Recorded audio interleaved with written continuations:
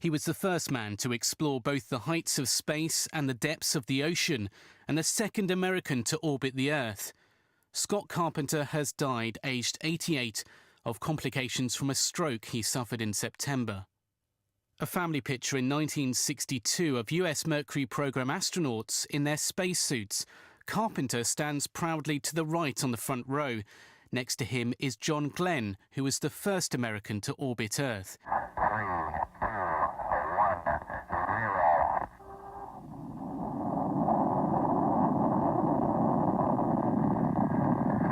Roger, the clock is operating.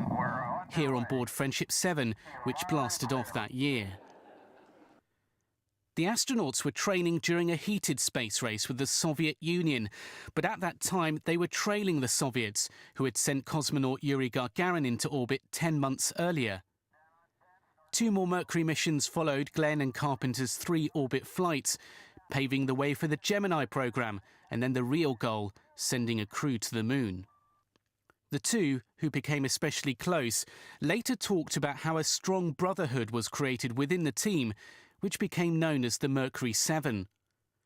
In the future, Carpenter was happy to take part in a parade commemorating the flight of space pioneer Alan Shepard, the first American to travel into outer space.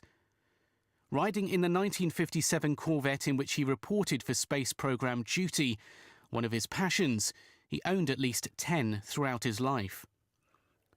And at an event last year, reunited with John Glenn and the Project Mercury team to celebrate the 50th anniversary of his friend's flight. It's so nice to see you people who know so much about what went on those 50 years ago. It's nice to come back.